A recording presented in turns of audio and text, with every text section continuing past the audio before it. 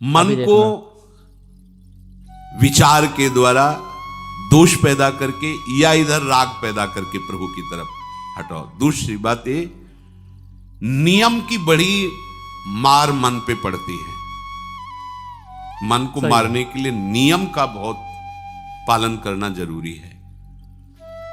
आप अपनी दिनचर्या ऐसी बनाएं, या गुरुजनों से जो पास हुई दिनचर्या, आपके पास प्रातः काल से शयन काल तक 1 मिनट भी खाली नहीं होना चाहिए। ये आप देख लो, जो अभी तक चर्चा हुई वो पूरे संसार में दोष दृष्टि करके भोगों के प्रति या प्रभु पे महत्व बुद्धि करके छोड़ दो, राग छोड़ो। वास्तविक कहीं सुख नहीं है। आप लोग देख लीजिए, विवेक से देख लीजिए, अभी तक सब वही करते रहे हो जन्म जन्मांतर। अब हमको मन की ये जो बलवान वृत्ति है, प्रमथन स्वभाव वाली वृत्ति है, इस पर अंकुश करना है। कैसे करना है? प्रातः काल जगने से लेकर शयन तक 1 मिनट भी आपका खाली नहीं होना चाहिए, आपकी दिनचर्या में होना चाहिए। ठीक है। नियमित दिनचर्या बनवा लीजिए या बना लीजिए अपने बड़ों से, अपने पूज्य जनों से पास हमारी ये दिनचर्या। जीवन में उसका उल्लंघन नहीं होना चाहिए। ऐसी दिनचर्या नहीं, कागज वाली दिनचर्या नहीं, आपकी वास्तविक दिनचर्या जो है वही होनी चाहिए। जिस समय जो आदेश हुआ है कार्य का, आपको उसी समय वही कार्य करना है। इससे मन तुम्हारा मरेगा। ठीक। मन के अनुसार। यहां क्या है कि रोज सुनते, आज नहीं सुनेंगे सत्संग, क्या है सुबह तक रोज वाणी पाठ में जाते, नहीं जाएंगे, 6 बजे तक सो रहे हैं, शाम की रात्रि तक, या जैसा, ये ठीक नहीं। चलो आज ऐसा कर ले, नहीं ठीक नहीं। जो नियम दिया गया वैसे ही चलो। अगर नियम से चलोगे तो उससे लाभ क्या मिलेगा? एक तो परमानंद की तरफ बढ़ रहे हो, दूसरी बात आपका मन मरेगा। मन नियम से मरता है। सही बात। इस मन का स्वभाव बदल जाएगा यदि आप नियमवर्ती बनोगे। नियमानुवर्तिता से मन आपके अधीन होगा। नियम बनाओ आप। नियम अगर आपने नहीं बनाया तो परमार्थ की चढ़ाई पर नहीं चढ़ सकते हो। परमार्थ में आज तक उसी को लाभ मिला है जो नियम से चला है।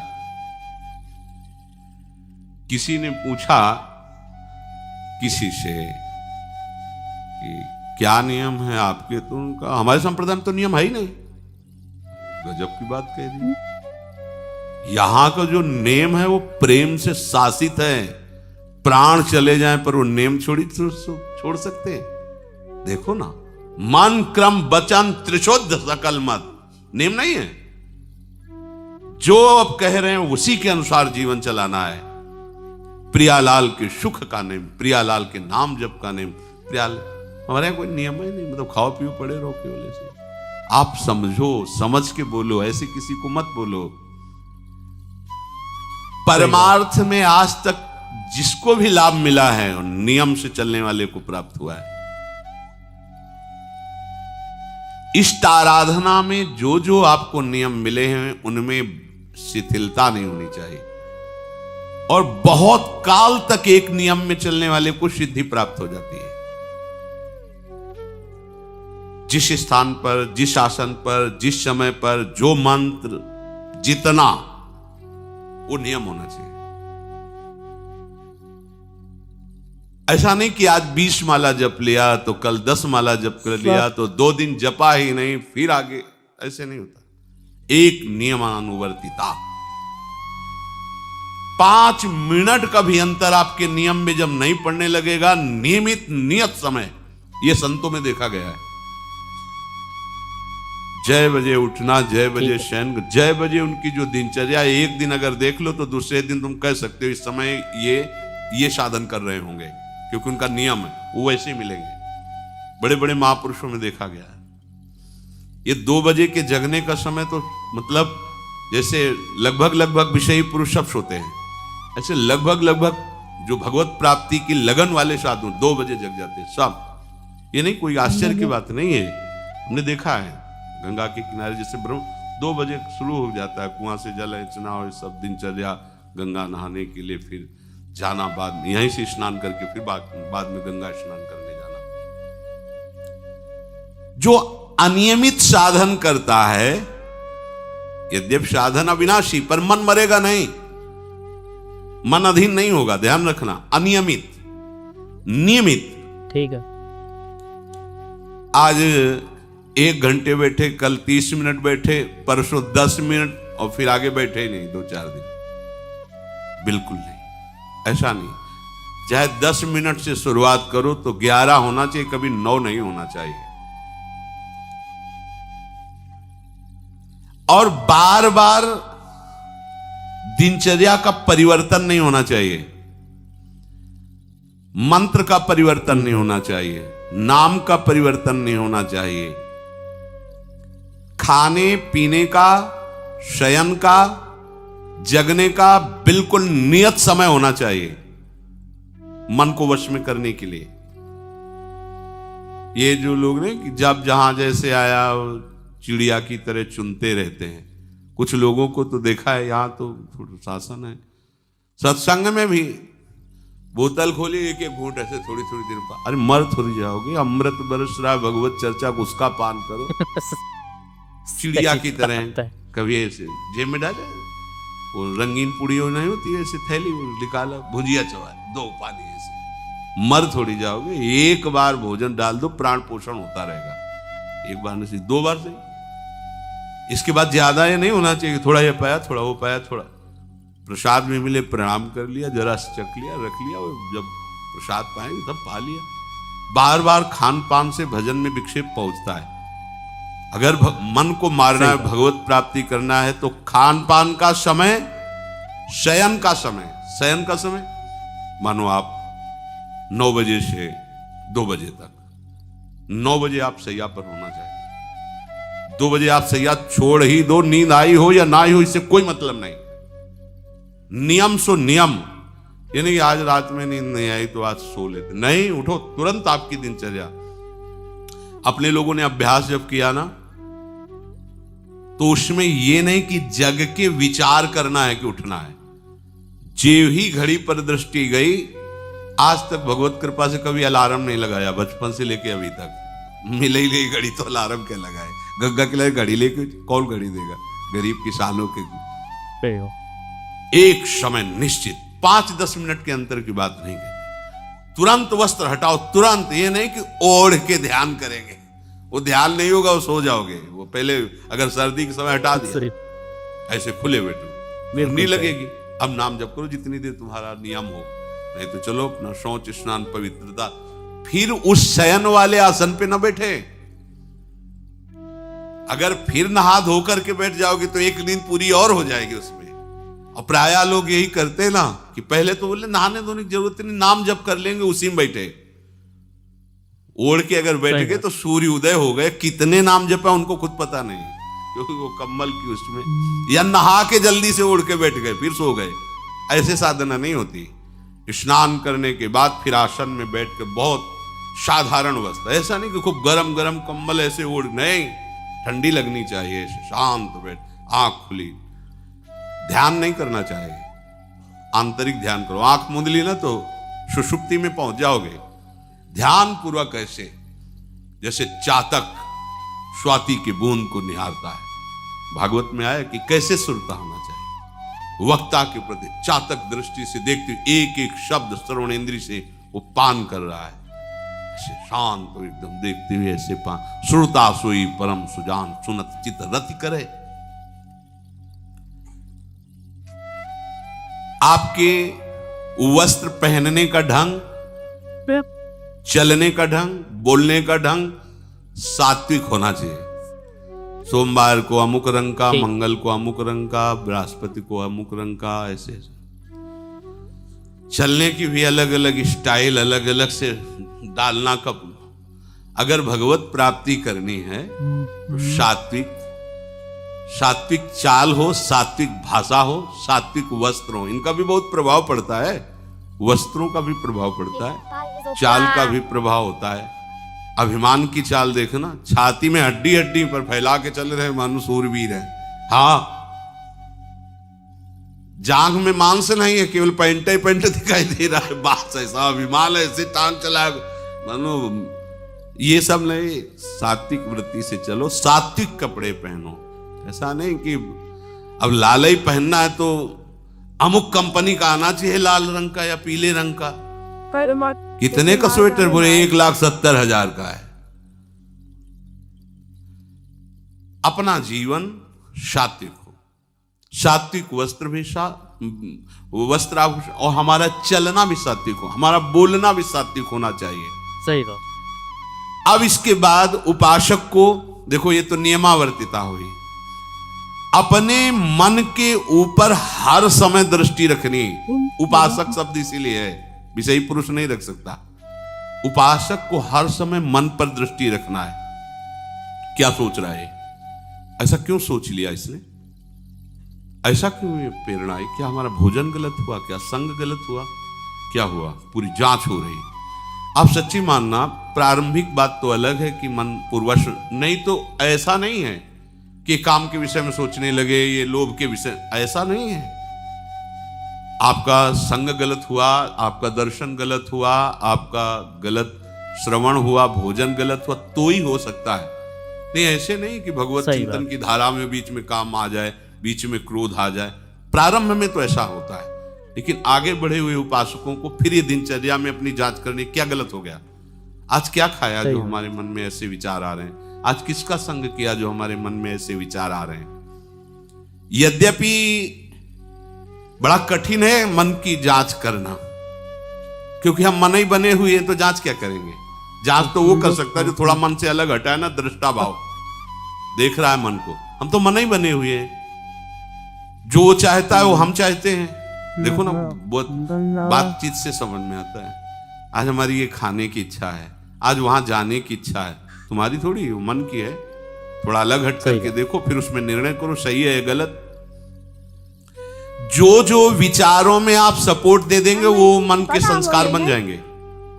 आप सपोर्ट नहीं देंगे तो संस्कार नहीं बनेगा। ये बहुत खास बात है। जब आप भजन में बैठे हो, साधन में, या चलते फिरते उठते बैठते, ये जो शास्त्र विरुद्ध गंदी स्फुरणा दे, आप बिल्कुल इसको सपोर्ट मत करना, नहीं ये संस्कार बना देगा। फिर वो आपके न चाहने पर भी आपको परेशान करेगा। और यदि आप बिल्कुल उदासीन रहे, जैसे पागल आदमी पीछे बोलता चला जाए, आप कुछ मत बोलो, वो दूसरी दिशा में चला जाएगा, ऐसे ही मन शांत हो जाएगा आपका। ये आपको फेंकता, आप परेशान मत होना, ये फेंकता रहेगा जो उसने जमा किया है, फिर शांत हो जाएगा, फिर नष्ट हो जाएगा, उसका विषय स्फुरण नष्ट हो जाएगा। अगर कहीं मन भगवत संबंधी सलाह दे तो उसको दुलार करना चाहिए, सराहना कर, वाह आज आपने बहुत सुंदर बात। मन आपको कभी कभी अच्छी सलाह दे, और जहां आपको बुरी सलाह देने लगे तो फिर उसको धिक्कार दो कि प्रभु से बढ़कर तुमको ये लगा, प्रभु के नाम रूप से बढ़कर लगा। अंदर होना चाहिए, बाहर भले मत। ऐसे हो गए ना, वो सुधरने लगेगा। बस ये अच्छे से ध्यान रखो, जब ये गलत प्रेरणा करे तो या तो एकदम उदासीन, और या फिर इसको डांट लगा दो, प्रभु की तरफ चलना है, क्या गंदी बात अंदर। नहीं नहीं, अभ्यास से मन असत कार्यों को छोड़कर भगवत कार्यों में लगने लगेगा। धीरे धीरे जब इसको स्वाद मिलेगा तो पूरा का पूरा ये आपके अधीन होने लगेगा। ऐसा नहीं है कि मन वश में नहीं, मन वश में की वश की बात, मन की ताकत नहीं होती कि विषयों में चला जाए।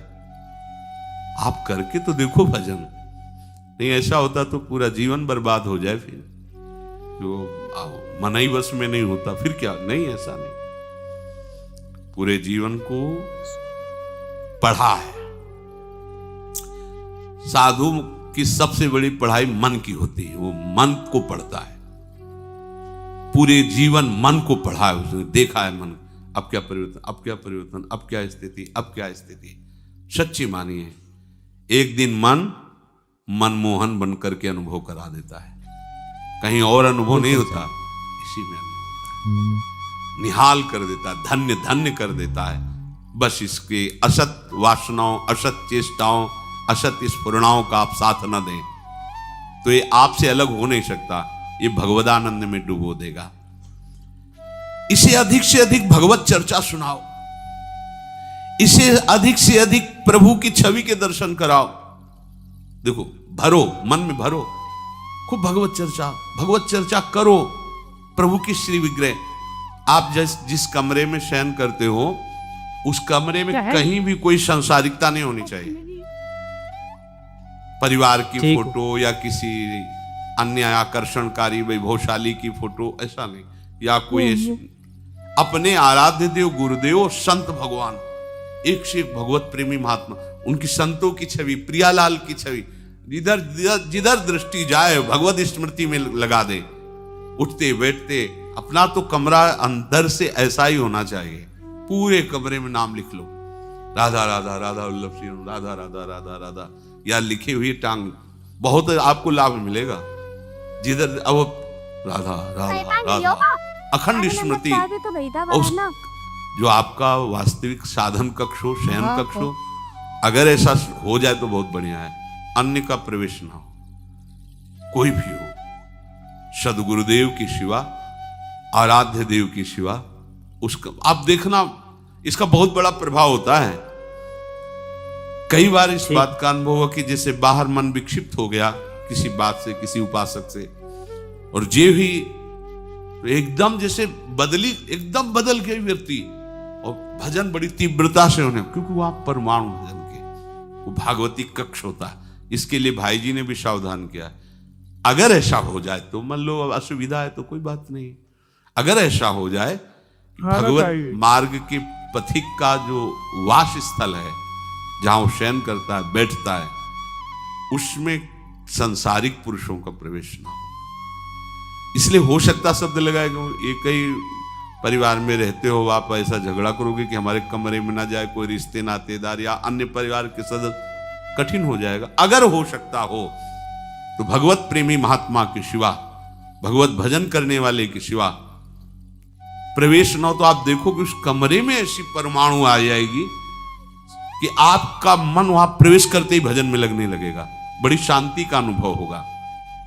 इसे खूब भगवत चर्चा सुनाओ, भगवत चर्चा करो, और भगवत श्री विग्रह के दर्शन कराओ, बड़ा लाभ मिलता है। जैसे आप जहां शयन कर रहे हो, सामने अगर अपने आराध्य देव की छवि हो ना, बार बार बार बार दर्शन का शौक, और कभी कभी तन्मयता एकाग्रता करते हुए अगर शयन कर जाओ तो स्वप्न में वही छवि के दर्शन करते हुए पाया जाता है। एकाग्रता का बड़ा महत्व है। अगर आप नाम में एकाग्र करके सो जाओ तो आप देखो जगते समय आपकी वही नाम चलता मिलेगा। मन के कहने में कभी अपने आप को मत फंसाओ। मन लोभी, मन लालची, मन चंचल, मन चोर, मन के मत चलिए नहीं, ये पल पल में कुछ और, ये भटकाता रहता है। जब तक ये प्रभु की तरफ आपको प्रेरित ना करे तब तक इसको अपना दुश्मन मानकर इसका विरोध ही करते रहिएगा। मन का जैसे अपने दुश्मन के प्रत्येक कार्य पर निगरानी करने वाला दुश्मन के प्रहार से बच जाता है, क्योंकि हर क्षण वो सावधान रहता है, वैसे ही जो उपासक मन पर नजर रखकर इसे दुश्मन के भाव से देखता है वो सावधान रहता है और मन के प्रहार से बच जाता है। जहां कहीं ये उल्टा आपको ले जाने के लिए करे, बस इसकी सुनना नहीं, बिल्कुल इसके विरोध में हो जाना। ये बड़ा बलवान है पर तुमसे बड़ा नहीं, ध्यान रखना, ये तुम ही से बलवान है, तुम ही से खा पी के तुम्ही को पटकेगा अगर इसके अनुकूल रहे। और अगर आप अपने, तो ये इसकी ताकत नहीं आपको गिरा दे, क्योंकि बिना सपोर्ट के आपके कुछ नहीं कर सकता। पक्का आप सपोर्ट मत कीजिए, ये आपका कुछ नहीं बिगाड़ेगा, पर इसका स्वभाव है कि एक क्षण में अपने अनुकूल कर लेना। जहां दिखाया कि हम आपको ऐसा सुख प्रदान करेंगे, जल रहे हो ना, अभी आनंदित हो जाओगे तो आप दस्तखत कर दोगे, जी बस वो ले गए। आपके दस्तखत के बिना कुछ नहीं कर सकता। कई बार इससे उपासक को हारना होगा, क्योंकि बताया नहीं वो दस्तखत करवा लेगा, पर तुम साहस मत छोड़ना इसके परास्त करने का। सैकड़ों बार ये हराता है, सच्चा उपासक वही है कि गिर करके हार करके भी उसको हराने का उत्साह न छोड़े। ये हरा देता है, बहुत बार हरा देता है, क्योंकि पूर्वाभ्यासी बहुत दांव पेच जानता है। हमको अपने अधीन किए रहता, कई बार तो ऐसे ढंग से हराता है कि समझे नहीं आता कि मुझे हरा रहा था क्या। जब हार गए तब लगता है हाँ हार तो गए, इसका मतलब हमको हरा रहा था। हिम्मत मत हारना, जीत तुम्हारी होगी, क्योंकि तुम प्रभु के सीधे अंश हो और ये तुम्हारी ताकत से बलवान हो रहा है। दृढ़ता से लड़ो तो दिन दिन तुम्हारा बल बढ़ेगा और मन का बल घटेगा, और यदि इसका सपोर्ट करते रहोगे तो इसका बल बढ़ेगा, तुम्हारा घटेगा। तुम इस पर जिस दिन विजयी हो गए तो ये मन न रहकर श्री कृष्ण हो जाएगा। पर ध्यान रखना, ये बहुत चतुर है, ये कभी डरवाएगा तुमको फिर अपने अधीन करेगा। ऐसा ही होता है, कभी फुसलाएगा, कभी लालच देगा, कभी बड़े सुख का प्रलोभन देगा, परंतु तुम इसके धोखे में मत आना, भूल कर इसका विश्वास न करना। अपनी हिम्मत टूटने न पावे, लड़ने में कमी न होने पावे, इससे लड़ाई लड़नी। यह हम मन से तो लड़ते नहीं, बाहर झगड़ा करते घूम रहे, इससे लड़ो, ये बेईमान जो हमको परास्त कर रहा है। अंत में आप देखोगे आपकी आज्ञा पर खड़ा हो जाएगा हाथ। अब जैसा ये विश्वासी सेवक बन जाएगा। सही। मन को कभी निकम्मा मत रहने दो। अब तो सब हो गया, वाणी पाठ भी हो गया सब। 3 घंटे तो कोई बात है नहीं, 3:30 बजे शाम के जाना है। 3 घंटे में वो इतना मसाला एकत्रित कर देगा कि 3 महीने में तुम सत्संग के द्वारा उतना सामग्री नहीं एकत्रित कर पाओगे उसको हराने के लिए। बहुत चतुर है, इसको खाली मत रहना। एक आदमी ने भूत सिद्ध किया, भूत सिद्ध हो गया। भूत ने कहा कि काम बताओ हमें, अमुक काम, एक क्षण में कराया। और बताओ, और क्या बताएं? बोले काम नहीं बताओगे तो उठाक पटक देंगे तुम्हें, हम तुम्हें मार देंगे हम। वो जो भूत सिद्ध करने के लिए मंत्र दिया था, वो गुरु के पास गया, बोले महाराज वो तो कह रहा मार डालेंगे अगर काम नहीं बताओगे। ठीक है, एक लंबा बांस खड़ा कर दिया और कहा इस भूत को आदेश करो, इस पे उतरो चढ़ो, जब तक हम कोई काम ना बताएं तो यही तुम्हारे ऊपर का। बस ऐसे ही मन भूत है, उठाक पटक देगा आपको किसी न किसी विषय में। इसको काम बताओ, क्या? राधे श्याम राधे श्याम राधे श्याम, चढ़ते उतरते रहो, ऐसे नाम में चलते रहो। जब और कोई काम होगा तो बताएंगे, चलो सेवा कर लो, बाड़ी पाठ कर लो, नहीं है ना, राधे श्याम राधे श्याम राधे श्याम। पक्का समझो भूत है, मार देगा तुम्हें। अगर राधे श्याम रूपी बांस में इसे चढ़ाओगे, उतारोगे नहीं तो पटक देगा किसी न किसी विषय में, फिर छाती जलेगी, दिमाग खराब होगा, डिप्रेशन में पहुंच जाओगे। ये ऐसे ऐसे कर्म करवा देता है कि लगता है अब भी इसकी जरूरत है। प्रभु के होके, प्रभु का नाम जप करके, प्रभु के मार्ग में अब भी इसकी जरूरत है। जो तुमने किया, जो तुमने सोचा, जो तुम सोच रहे हो, इसकी जरूरत है। बहुत सावधान, नाम कभी छूटे ना इसको। उसमें ये निकम्मा मन बर्बाद कर देता है। निकम्मा रहोगे तो इधर उधर की बातें सोचेगा। एक और बात बता दे, जब तक नींद ना आवे तब तक लेट करके भजन मत करना। किडनी थोड़ी खराब है तुम्हारी कि तुम्हें बैठने में परेशानी। अपने लोगों ने ऐसा किया है, जब जैसे रात्रि में है माला लेके बैठ गए, अब नींद नहीं आ रही है तब तक माला चल रहा है, भजन चल रहा है। जब नींद आने लगी धीरे से माला छाती में रखा है, अगल बगल कोई अपने माला में ही है। अब लेट करके कि नींद का इंतजार, तो नींद तो आए कि ना आए, लेकिन ये क्या क्या प्रोग्राम आ जाएगा वो आप देख लो। नए साधक सावधान नहीं रहते तो दुर्दशा अपनी कर लेते हैं क्रियाओं के द्वारा, अन्य चेष्टाओं के द्वारा।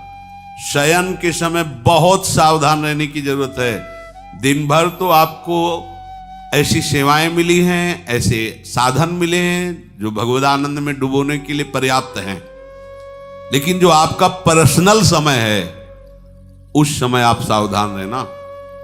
अब आप फुर्सत में लेट गए, जे भी फुर्सत सोच के लेटे कि सब हो गया, अब उसका प्रोग्राम शुरू मन का।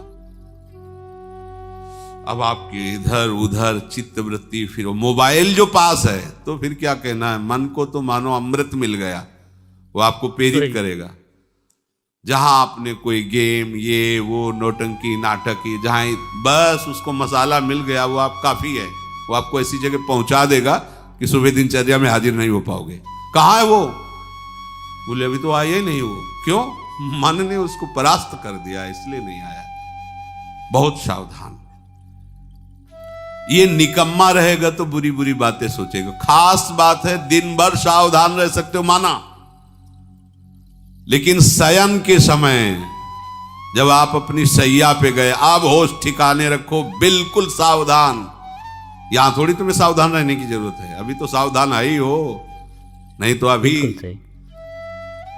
खड़े हो, तुम्हारे पितर तक तृप्त हो जाएंगे अभी है। लेकिन कमरे में सिटकिनी बंद, अब शयन के लिए गए, अब होश में, यही होश खो जाते हैं। ध्यान रखना, मन आपसे ऐसी चेष्टाएं कराएगा, क्रियाएं कराएगा, ऐसा दर्शन कराएगा, ऐसा सोचवाएगा, पूरे दिन की साधना को मटिया पलेट कर देगा, पोछा लगा देगा। हमारी प्रार्थना मान लेना, जब तक नींद ना आवे तब तक सोने के लिए आप लेटना नहीं। यदि जवान साधक हो, माला हाथ में, ऐसे दोनों हाथ कब्जे में है, जवान से नाम या मंत्र अंदर।